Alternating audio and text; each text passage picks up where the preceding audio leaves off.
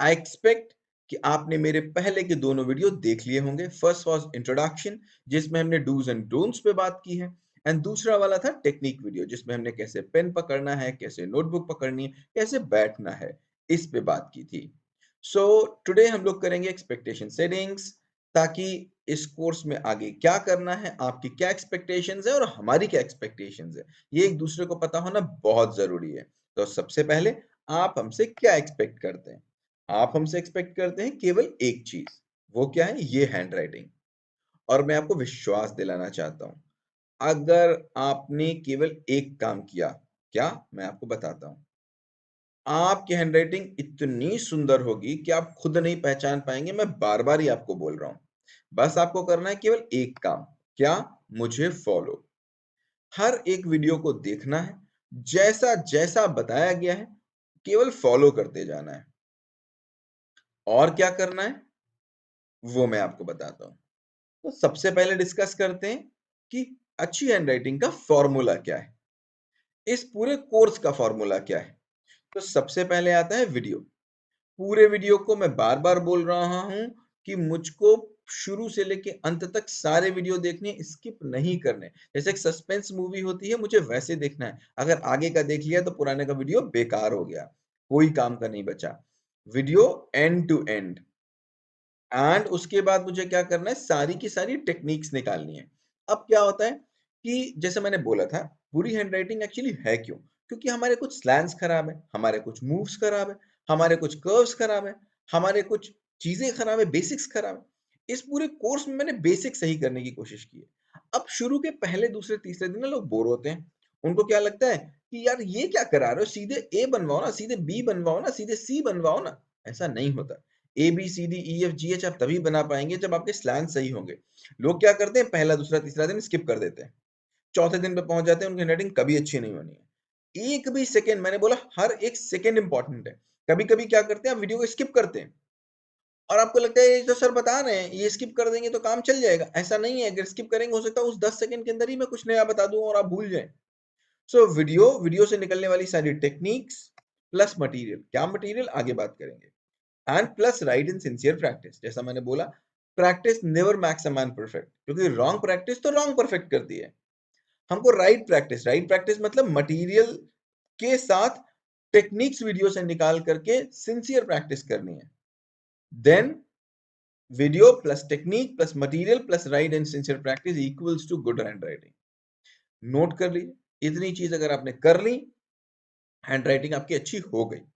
अब स्टेप्स क्या फॉलो करने हैं, उससे पहले बात करेंगे मटेरियल क्या रिक्वायर्ड है।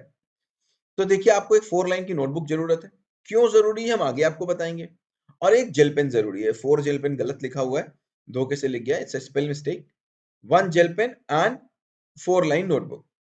ये 4 लाइन नोटबुक क्यों चाहिए आगे बताएंगे। जेल पेन ही चाहिए, बॉल पेन या डॉट पेन नहीं चाहिए। हालांकि मैंने यहाँ पर कोई कंपनी का फोटो बना हुआ है, शायद मैं इसको एंडोर्स नहीं कर रहा हूँ, आप चाहे कोई कंपनी का पेन लीजिएगा, बट जेल पेन ही होना चाहिए। डॉट पेन मतलब हैंडराइटिंग अच्छी नहीं होगी। Now let's see what steps are required. तो सबसे पहले आप करेंगे, again you will watch complete video, and to end skip नहीं करेंगे, and then you will grasp the techniques. हर वीडियो में कुछ टेक्निक्स बताई गई हैं, एंड मैंने उनको बार बार बताने की कोशिश करी, मैंने उसको रिट्रिएट करने की कोशिश की है। अब आपको अभी कभी बोर लगेगा, क्या यार सर एक ही चीज को 5 बार बता रहे हैं, क्या मैं एक बार में समझता नहीं हूँ? आप एक बार में समझते हैं, बट आप सोचो उस हैंडराइटिंग को बदलने की कोशिश कर रहे हैं जो आप सालों से लिख रहे हैं। तो वो तभी बदलेगी जब हम रिपीटेड इंस्ट्रक्शंस देंगे आपको। एक इंस्ट्रक्शन को अगर मैंने 100 बार दिया है, आपको 100 बार सुनना है। क्यों? क्योंकि वो प्लान का हिस्सा है, उसको वैसा बनाया गया है। अब आप सोचोगे नहीं यार मैं एक बार सुन लूंगा काम हो जाएगा, नहीं होगा। आप छोड़ दीजिए, नहीं सीख पाएंगे, बंद कर दीजिए यहीं से। अगर आपको वीडियो स्किप करना है, यहीं से कोर्स छोड़ दीजिए और आगे मत देखिए। आपको वीडियो देखना है और जितनी टेक्निक्स बताई गई हैं उनको ग्रास्प करना है, समझने की कोशिश करनी है। और मटेरियल आपके पास होना चाहिए, क्या? 4 लाइन नोटबुक और जेल पेन। नहीं होगा मत आगे बढ़िए। उसके बाद प्रैक्टिस करिए, इनफ करेक्ट प्रैक्टिस।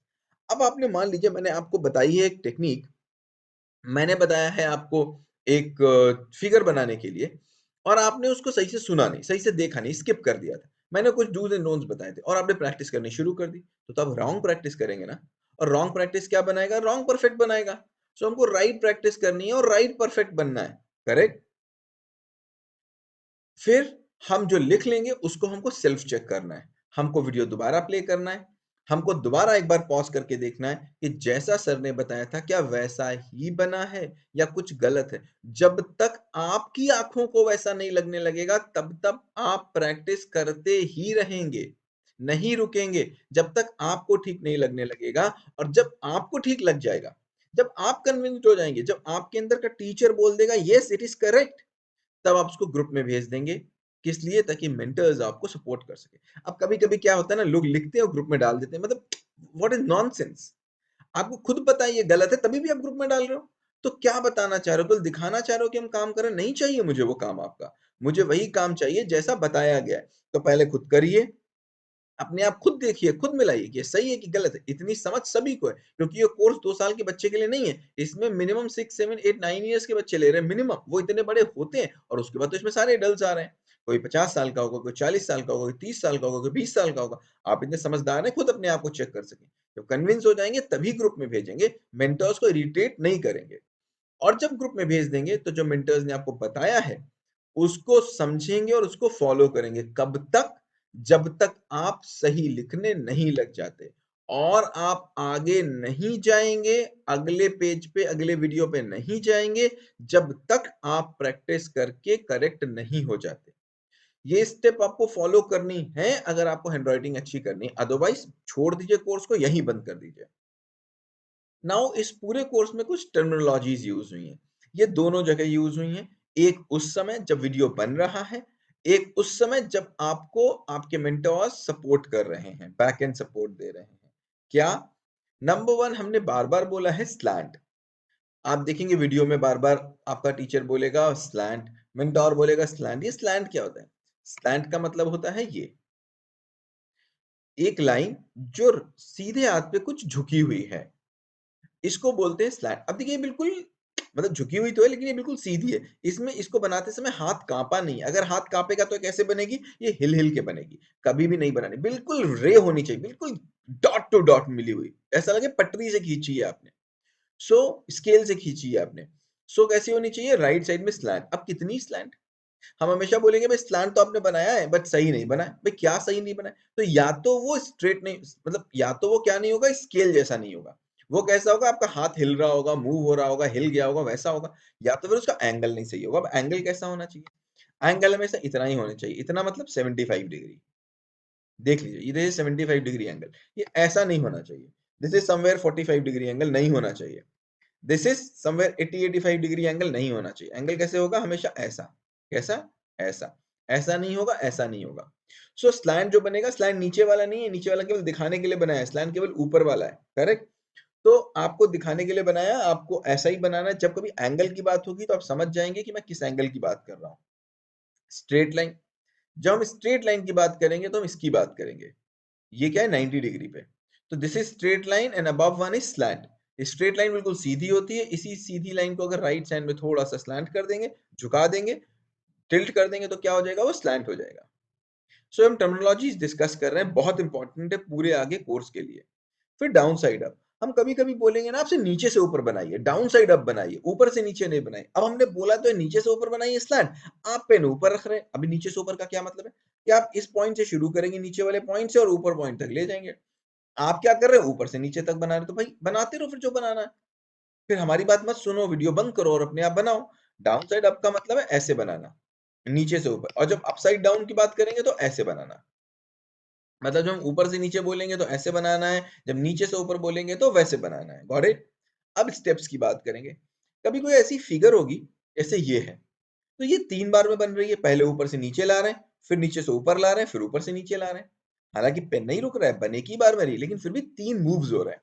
ये स्टेप्स नहीं, इसको एक्चुअली मूव बोलना चाहिए, 3 मूव्स हैं। तो इसमें अगर आपकी कोई गलती होगी तो हम कैसे बताएँगे? हम बताएँगे भाई कौन से स्टेप पे आपने गलती करी है, तो हम इसको फर्स्ट स्टेप बोलेंगे, इसको सेकंड स्टेप बोलेंगे, इसको थर्ड स्टेप बोलेंगे। ऐसे अगर कोई फिगर 4 स्टेप वाली होगी, तो उसको चौथा स्टेप बोलेंगे। मान लीजिए आपने यहाँ गलती की है, तो हम क्या बोलेंगे?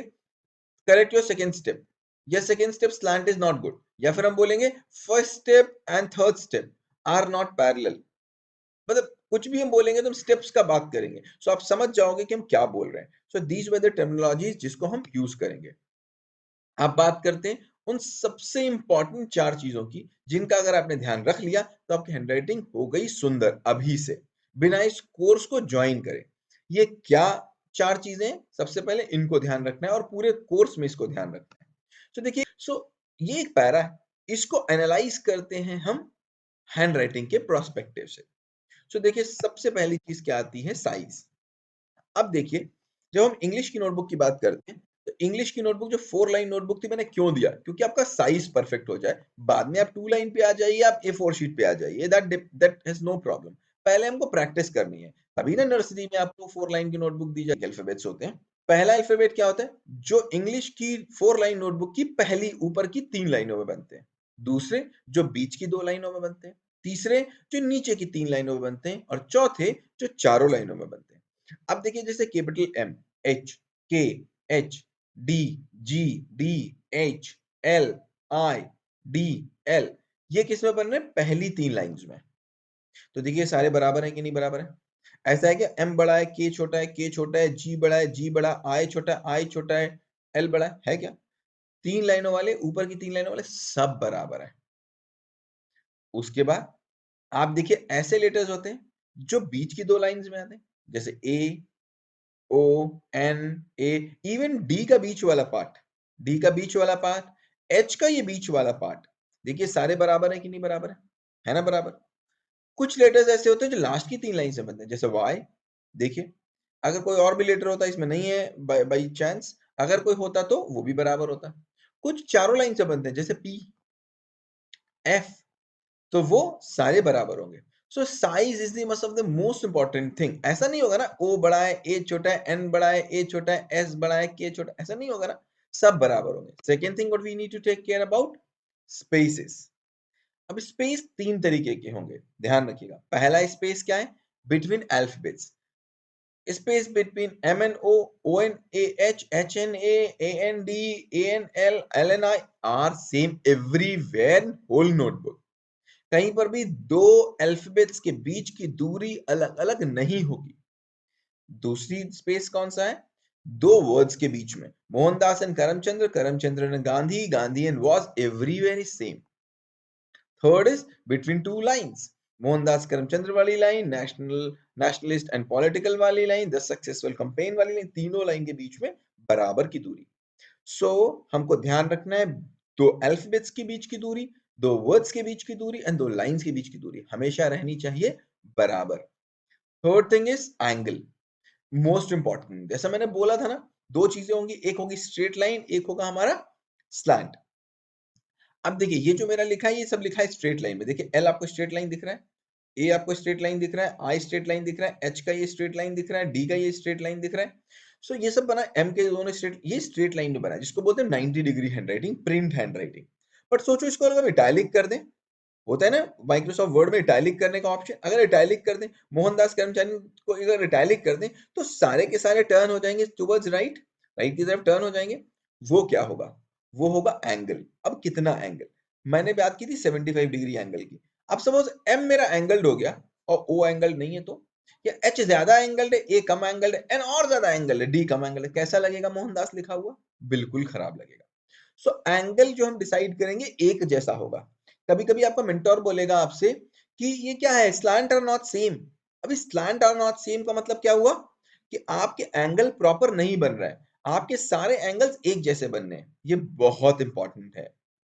Fourth is speed, it's the most important thing. आप उतनी ही टाइम में लिखेंगे जितने टाइम में मेंटर आपसे बोल रहा है। अगर वो बोल रहा है कि ए को आपको 6 सेकंड्स में लिखना है, तो घड़ी देख के 6 सेकंड्स में ही लिखना है। It is well thought and proven कि इससे 5 सेकंड में लिख सकता हूं। नो, दैट सेकंड ओनली जितना बोला जा रहा है। ध्यान रखिएगा, स्पीड का बहुत ध्यान रखना है। And at the end, the most important thing, suppose आपका नाम राम है या सीता है, आप एक मिरर के सामने खड़े हुए हो। तो एक बात बताओ, अगर आपकी 2 आंख है तो मिरर में कितनी आंख होंगी? 2 ही होंगी ना। ऐसे होंगे मिरर में, वैसे ही तो दिखेंगे। अगर वैसे नहीं दिख रहे, मतलब मिरर क्या है, डिफेक्टिव है। अगर मान लिया आपके सामने 10 मिरर्स लगा दिए जाएं, तो क्या होगा? 10 मिरर्स में आप एक जैसे दिखेंगे और उससे आप कंफ्यूज हो जाए कि आप असली कौन से हैं, या कोई नया आके कंफ्यूज हो जाए कि आप असली कौन से हैं। आपको ऐसा ही लिखना है। कैसा? अगर आपने एक पेज पे 100 टाइम्स ए बनाया है सपोज, तो सारे ए एक जैसे बनेंगे। गलत होंगे तो सारे गलत होंगे। अगर आपकी आँख खराब है, तो सारे मिरर्स में खराब आएगी, अच्छी है तो सारे मिरर्स में अच्छी आएगी। तो अगर हम कोई गलती कर रहे हैं, तो सब जगह गलती करेंगे और सही कर रहे हैं, तो हर जगह सही करेंगे। मतलब एक जगह सही, एक जगह गलत नहीं करेंगे। अगर हम गलती कर रहे हैं, गलत वाले को क्रॉस करेंगे, सही वाले को सर्कल करेंगे और फिर सारे वैसे ही बनाएँगे। So this is called mirror concept. और अगर आपका एक जैसा नहीं है, मतलब आपका मिरर डिफेक्टिव है। सो मिरर कांसेप्ट का बहुत ध्यान रखेंगे। सो 4 चीज़ें, size, space, slant and speed, इसको बोलते हैं 4S। अगर इस 4S का ध्यान रख लिया, अगर आपने पूरे वीडियो देख लिए, अगर आपने टेक्निक सारी ग्रैस्प कर ली, फॉलो कर ली, सेल्फ चेक कर ली, मेंटोर्स की बात मान ली, राइट प्रैक्टिस कर ली, so 100% Krishna will bless you with this handwriting in just 11 days. Take my words and take my advance congratulations कि आपकी हैंडराइटिंग इतनी अच्छी होने वाली है। लेकिन फ्यू केसेस में जब आप सारे वीडियोस एंड टू एंड देखेंगे, उनको फॉलो करेंगे और राइट प्रैक्टिस करेंगे, and Krishna will bless you with this beautiful handwriting. Thank you so very much, and once more congratulations in advance. Have a great day ahead.